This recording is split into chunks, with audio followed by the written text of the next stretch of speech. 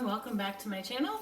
Today we are going to be making a different kind of soap, one that I have never made before, which will be kind of interesting. So I've been playing around with different liquids for the lye to make soap out of, and so today we are going to be making soap out of carrot juice. So let's get out our masticating juicer and get these puppies squeezed. Okay, so here's my juicer. I got it for my birthday some years back, so it's got some love. It's a little dirty, I can see. Sorry about that. But anyway, so this thing is a masticating juicer, which is different than some of the other juicers that you might see out there. I think there's like a Jacqueline Lane juicer or something like that, that just basically pulverizes this to a liquid.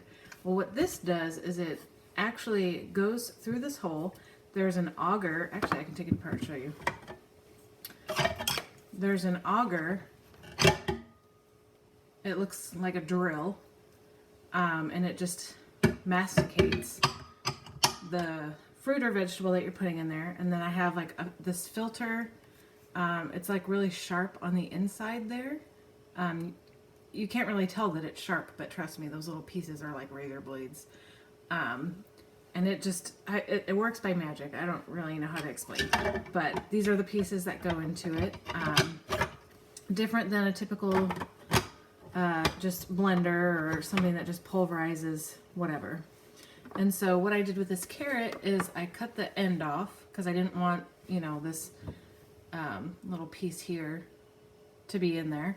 And then I also peeled it because I didn't want like the dirty skin part in there either. So I'm going to use completely, you know, just pure carrot juice, and it's going to spit out the pulp here and the juice is going to come out right here. So I'll demonstrate this for you here just a second. Sorry, it's kind of loud.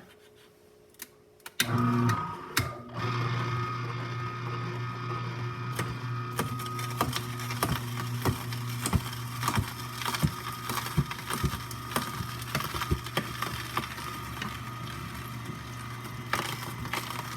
the juice is kind of coming out down here, and the pulp is just shooting out over on this side.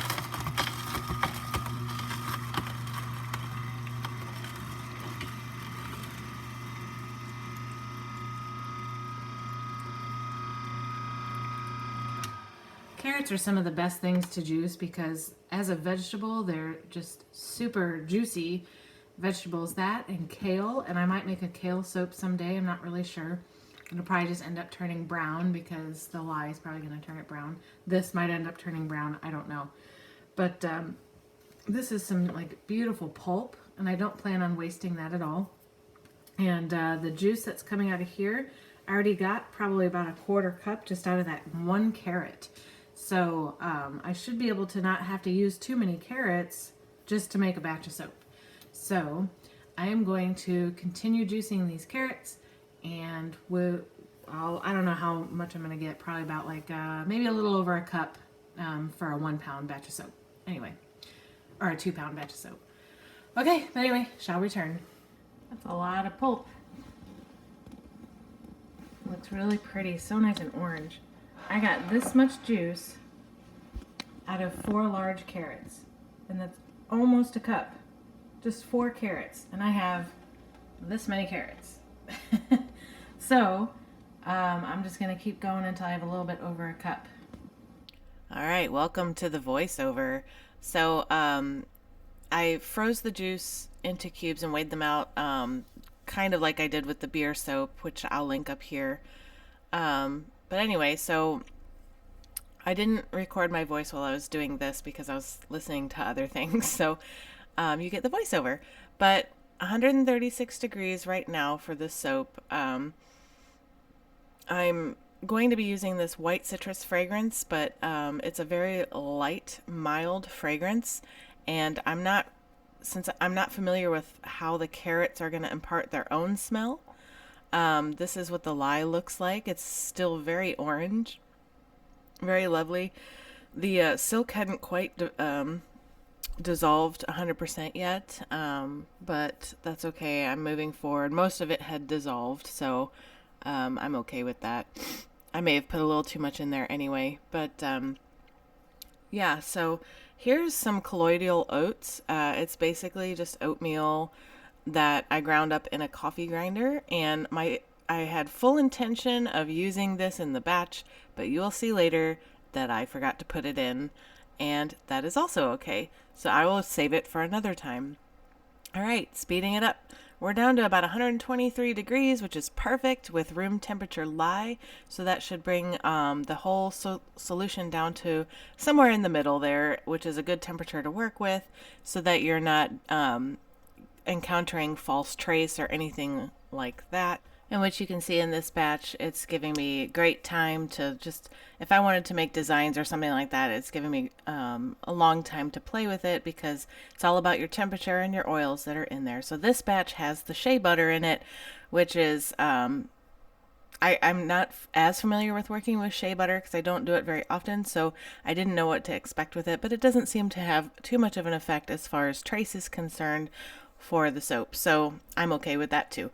But the light water there with the carrots, you can see that it gives it a really nice bright orange color, which I was very happy with, because I wanted to reflect that this was indeed carrot soap. So it looks very nice in that really orange color.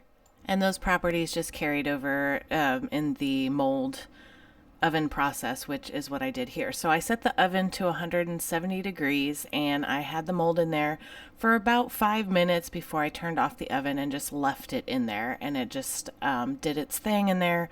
And I cut it the next day, which I did not film, and I just have pictures of these here for you. They are on sale on my Etsy site, but this is what they look like. They still retain that lovely, lovely orange color.